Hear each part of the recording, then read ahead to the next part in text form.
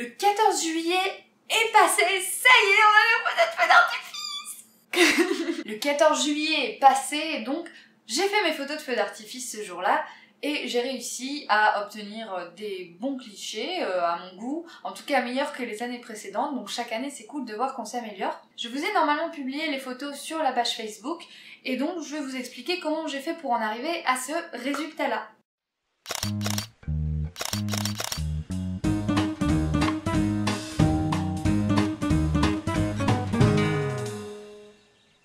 Alors on va parler donc du jour J, de la prise de vue, comment j'ai fait, et je vais également vous montrer comment j'ai fait pour retoucher mes photos. Alors je vais commencer par vous montrer tout de suite les photos que j'ai obtenues, et ensuite je vais vous expliquer tout ça.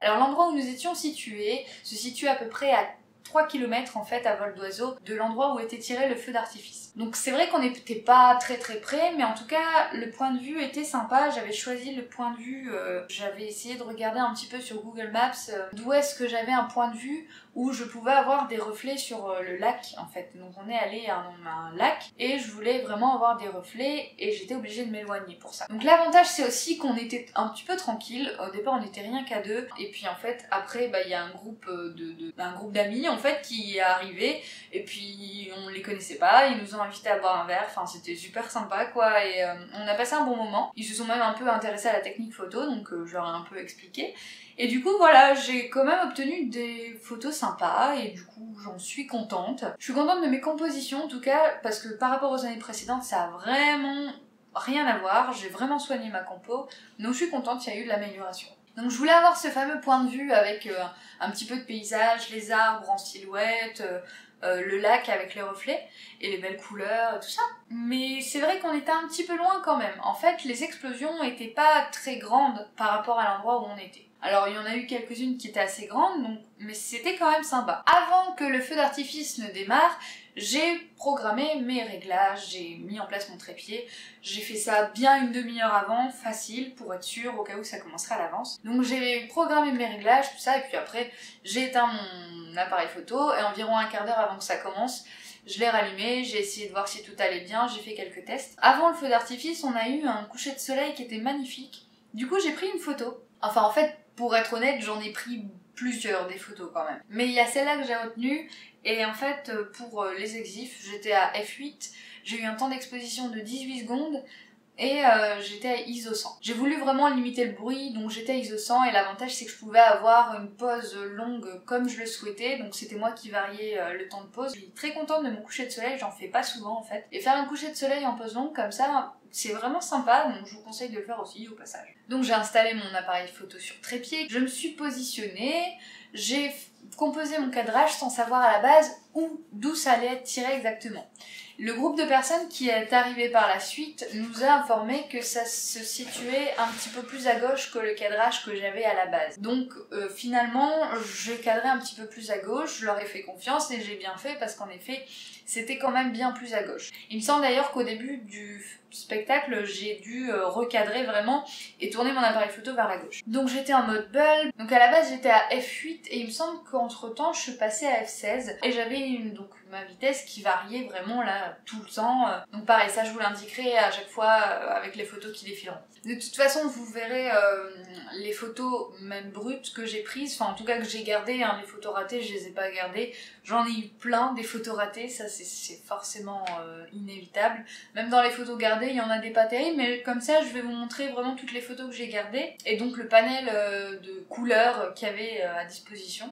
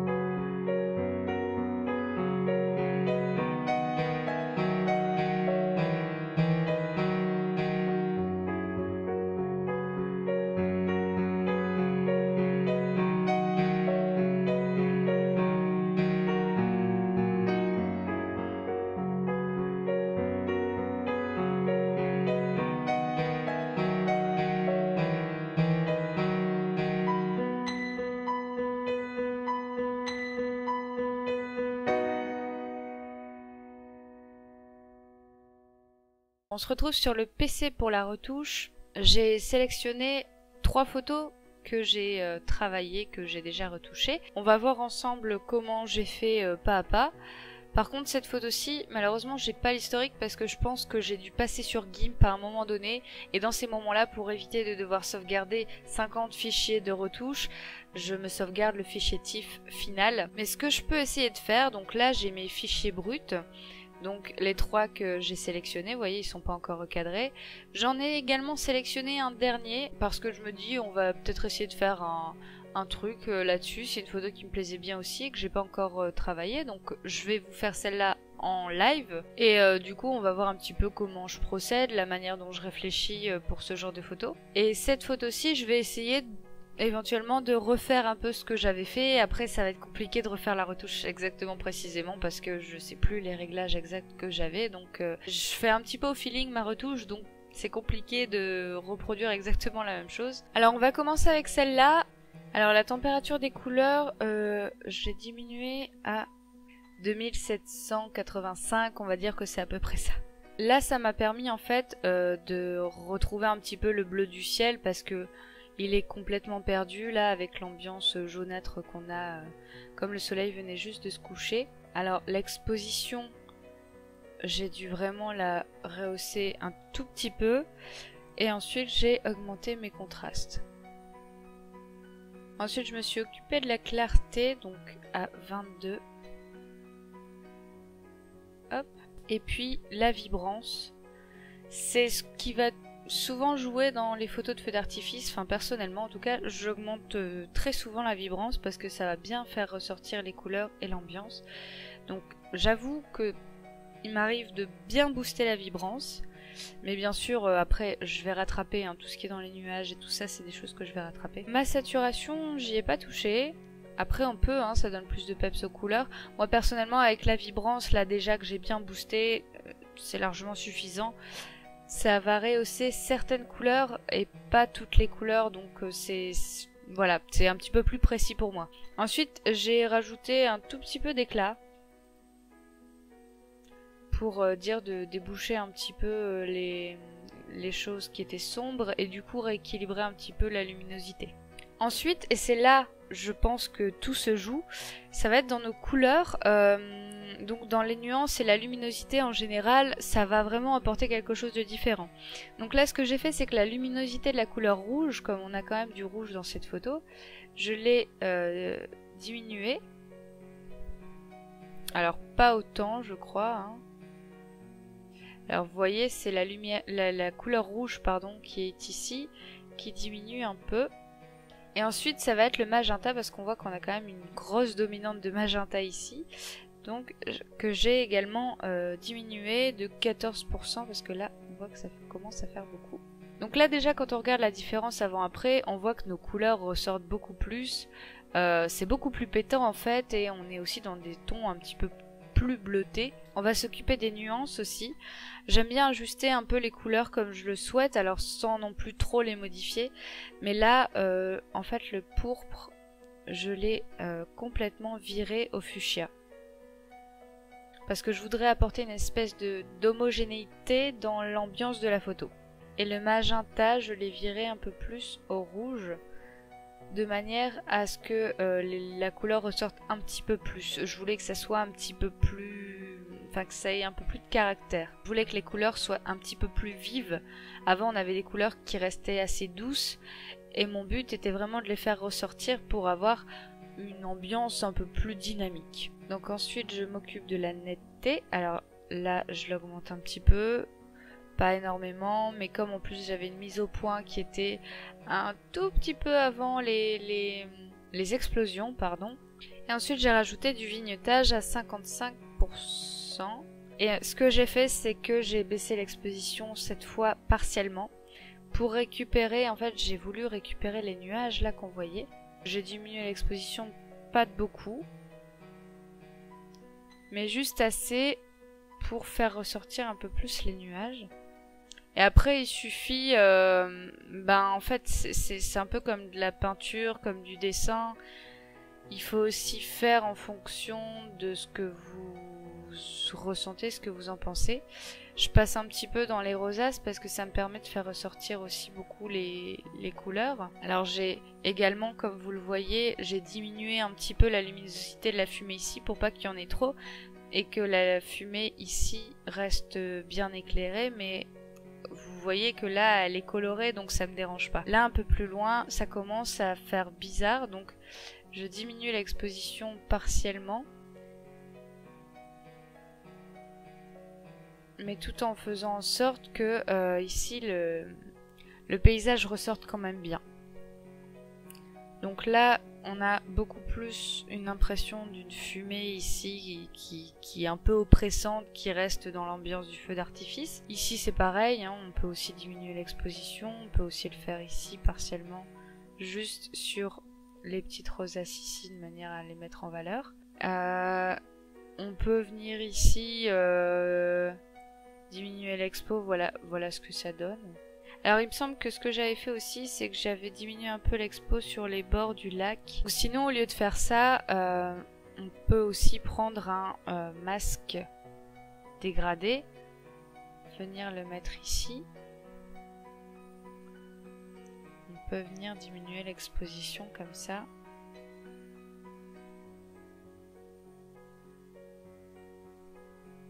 On peut faire ça comme ça et on peut en faire un autre ici. Alors il faut vraiment que ça soit progressif et délicat. Bon là je fais ça vite fait pour vous montrer, mais comme ça me paraît pas mal. Voilà la photo avant et la photo après. Alors après on aime ou on n'aime pas, hein, bien sûr. J'ai rehaussé les couleurs de manière à ce qu'on aperçoive beaucoup plus cette ambiance magenta et rose un petit peu qu'on a pendant le feu d'artifice. Ensuite cette photo, alors c'est pareil, j'ai les réglages. L'exposition je l'ai augmentée parce que là vraiment c'était sombre. Ensuite, donc à peu près 60. J'ai augmenté aussi les contrastes à 19, la clarté à 22 et puis la vibrance. Donc vous voyez c'est un peu toujours les mêmes curseurs que je touche pour mes photos de feu d'artifice. Alors ensuite on passe dans les couleurs, donc les nuances, la luminosité. La nuance de rouge je l'ai virée un peu à -7 pardon. Ensuite la luminosité du rouge je l'ai un petit peu diminuée. Alors pas énormément. À la base j'ai diminué comme ça. J'aurais même pu faire un petit peu plus. Pourquoi pas. Mais en fait je vais surtout faire de la retouche partielle. La netteté, je vais l'augmenter à 38. J'ai aussi diminué un peu le bruit ici. Parce que comme j'ai bien augmenté la luminosité, je voulais enlever du bruit et du coup j'ai ajusté les détails à 81%. La texture aussi, je l'augmente dans ces moments-là. Voilà. C'est là qu'on va faire de la retouche partielle. Elle est plutôt sombre dans l'ensemble, donc je vais pas beaucoup toucher en fait au contour. Ce que je vais faire, c'est que je vais aller diminuer l'exposition. Là-dedans, j'ai diminué à 40% à peu près. Je vais aller diminuer l'exposition là parce que du coup ça va me créer plus de contraste. Je vais retrouver un petit peu les détails de mon explosion. Donc là j'ai fait un peu partout. Alors je vais juste venir gommer ici à l'endroit où il y a la fumée en fait. Pour venir contourer en fait mon paysage. Vous voyez que du coup on voit beaucoup plus les détails du paysage. Et je voudrais garder voilà cette petite fumée pour garder vraiment l'ambiance rougeâtre qu'il y avait à ce moment-là. J'ai pas recadré. D'ailleurs dans la photo d'avant non plus j'ai pas recadré. Je vais pouvoir le faire parce que là... Alors là j'avais cadré à peu près au milieu. Hein. Mon horizon à peu près au milieu de ma photo. Par contre ce que j'ai fait c'est que je l'ai tourné légèrement parce que j'avais un horizon qui était pas droit à la base. Donc avant après, là il n'y a pas énormément, mais c'est surtout le rouge qui ressort un petit peu plus. J'ai un peu plus géré la fumée, voilà, etc. Alors celle-ci, donc je n'ai plus les réglages, donc je vais faire ça un peu au feeling. Ce que j'avais voulu faire, c'est retransmettre une ambiance vraiment bleutée. À ce moment-là, c'était très joli. On voit pas très bien le bleu là sur la photo, il ressort vraiment pas bien. Je pense que déjà j'ai dû baisser la température des couleurs pour avoir ça. J'ai augmenté un peu l'exposition parce que là, on voit vraiment pas le contexte. Pourquoi pas comme ça? Alors, il faut voir que le résultat final, c'est ça, hein. Donc j'ai vraiment poussé l'ambiance bleutée. Je voulais apporter un côté féerique, un côté vraiment magique en fait au spectacle, parce que c'était vraiment magique. Ouais, comme ça me paraît bien, je vais pas non plus trop pousser. Un chouïa de clarté et on va aller augmenter notre vibrance. Et déjà, vous voyez, quand j'augmente ma vibrance, on voit que les bleus ressortent beaucoup plus. Donc les bleus qui étaient déjà présents à la base ressortent de la photo. Donc là, je vais pas non plus trop pousser, je vais justement mettre mon curseur vers les bleus, ici, vous voyez, jaune, vert, bleu, rouge, c'est quand même beaucoup. Je vais diminuer un tout petit peu, voilà. À 50, c'est bien poussé à 50. Je vais peut-être le diminuer quand même encore un petit peu. À 30, on va dire que c'est pas mal.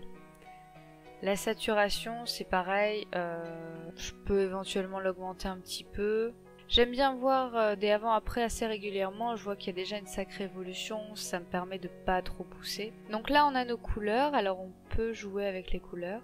Mes nuances par exemple, je peux... Voilà, vous voyez, je peux virer dans les tons roses si je veux. Et là, là pour le bleu c'est à peu près bon. C'est plus les bleus verts. Non, il n'y a pas de bleu vert. Si, alors ça, il y en a dans les reflets surtout. C'est ça qui est drôle, c'est que l'ambiance des reflets, la couleur des reflets est un peu différente du sujet en lui-même. Donc là, ces bleus-là, je vais plus les mettre vers les bleus que vers les verts, vous voyez. La luminosité aussi, on peut y jouer. Donc on peut diminuer les bleus comme ça. Celui-là, je vais pas y toucher. Les bleus verts, par contre, on peut peut-être on peut les assombrir un petit peu. Là, on n'a pas de différence significative hein, pour le moment. La netteté aussi, donc on peut la mettre à 30%. On peut rajouter du vignettage aussi. Pour avoir cette ambiance vraiment bleue, ce que j'ai fait, je me souviens que dans GIMP, je suis allée rajouter du bleu dans les basses lumières et aussi dans les hautes lumières, donc ce qui a rajouté cette teinte un petit peu bleutée. Et ça, c'est quelque chose que je peux pas faire dans Photo Director. Par contre, dans Lightroom, normalement, vous pouvez le faire. Donc là, ce que je vais faire, c'est que je vais exporter ma photo. Donc je l'ai exportée en TIFF de manière à pouvoir conserver toutes les données de ma photo et la traiter dans GIMP. Et c'est là que tout va se jouer. C'est que dans les tons sombres, je vais rajouter du bleu. Je vais essayer de jouer un peu avec les couleurs des différents tons pour voir ce que ça donne. Donc là déjà je rajoute du bleu, ça me plaît pas mal. Dans les tons clairs je vais rajouter du cyan pour équilibrer un petit peu les bleus et faire en sorte de pas avoir que du bleu foncé dans toutes les lumières, ce qui apporterait vraiment une teinte un peu monochrome et pas forcément top. Dans les demi-teintes, je vais rajouter aussi un peu de bleu.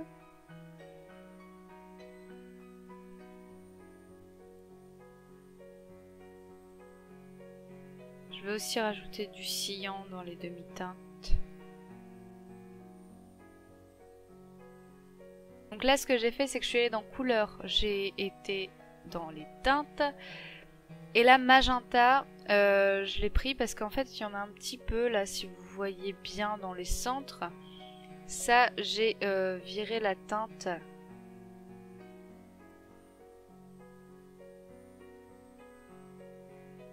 Dans des tons un peu plus bleutés. Après, on peut travailler chaque couleur une à une. Les verts, on peut les mettre comme ça, même si j'ai pas trop l'impression qu'il y en ait. Ouais, le rouge, il y en a un petit peu dans l'ambiance ici, au milieu. On va garder des tons froids, je crois. On va le mettre dans un espèce de mauve, comme ça peut être sympa. Bon, déjà là, on se rapproche beaucoup plus de ce qu'on avait à la base. Alors après, j'ai certainement dû partiellement rééquilibrer ici en assombrissant les nuages, etc. Ah bon, je vais peut-être pas le faire parce que ça va prendre du temps. Mais après, voilà, c'est tout des choses à fignoler comme ça. Ouais, j'avais laissé sur la ligne de tiers en fait ici l'explosion. Voilà. Je pense que j'avais un peu plus exagéré sur la vibrance des couleurs en fait. J'ai pas osé le faire là, mais finalement c'est... En général, j'aime bien abuser sur la vibrance pour ce genre de photos. Alors enfin la dernière, je vais voir ce que je peux en faire. Bon déjà je vais recadrer tout de suite. Essayer de faire quelque chose d'assez rapide. Je vais peut-être celle-ci la faire complètement différemment et la faire à la verticale. Parce qu'en fait, j'ai rien de très intéressant sur les alentours. Alors ici j'ai essayé à chaque fois de récupérer, dans les autres photos j'ai essayé de récupérer le plus de détails possible dans le paysage. Mais là c'est vraiment concentré sur le centre, donc du coup je me dis que ça va peut-être pas le faire. Alors j'aimerais mettre ce truc là au milieu. J'ai l'impression aussi que mon horizon il n'est pas très droit. Oh, 2 tiers c'est pas mal hein. On va juste essayer de réajuster un peu l'horizon. Voilà. Essayons d'augmenter l'exposition pour voir ce qu'on peut récupérer. Donc j'essaye d'augmenter un peu les tons sombres et de diminuer les tons moyens pour voir ce que je peux récupérer là. Je vais venir partiellement tout de suite diminuer l'exposition sur mes rosaces, puis aussi un petit peu sur le ciel qui est pas super. Alors là ça fait peut-être un peu beaucoup. J'essaye d'assombrir un peu les coins hein, comme vous voyez. Comme ça le paysage se détache un petit peu, pas trop, et c'est assez subtil quoi. Ça reste subtil, je veux que ça reste subtil. Là je peux diminuer l'exposition facilement, ça me permettra de récupérer un petit peu de contraste ici. Si on y va progressivement, donc là je refais un masque. Je vais encore diminuer l'exposition juste sur la fumée ici. Et un petit peu la rosace là parce qu'elle est un petit peu surexposée. Je viens l'atténuer ici et puis créer aussi un petit peu de relief dedans. On va essayer d'en créer encore un petit dernier à 20%, voilà.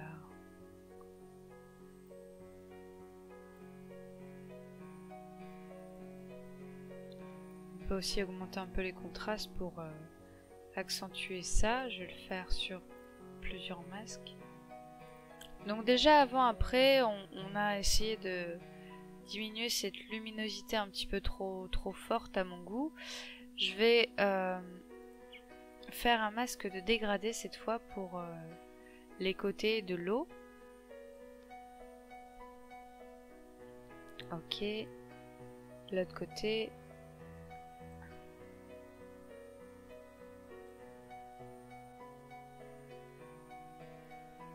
Voilà, je suis en train de me poser la question par rapport à ce petit truc là. Je me demande si je vais pas l'enlever. Ça pourrait le faire comme ça. Bon, je pense qu'on est pas mal. Alors on va augmenter un peu la clarté d'une manière générale, la vibrance, ça comme d'habitude.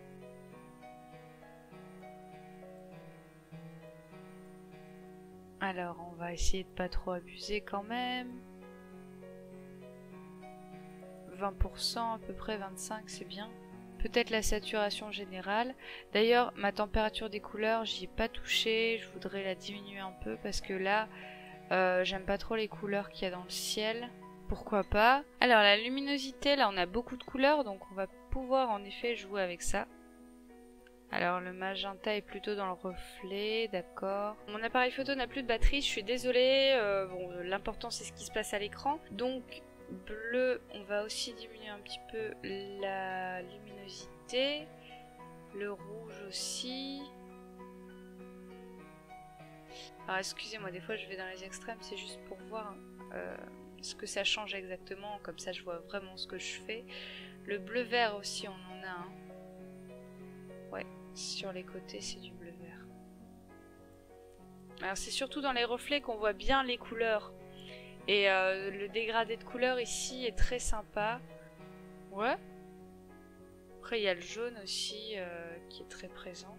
Alors j'ai diminué la luminosité de la plupart des couleurs parce qu'en fait ça va les faire beaucoup plus ressortir.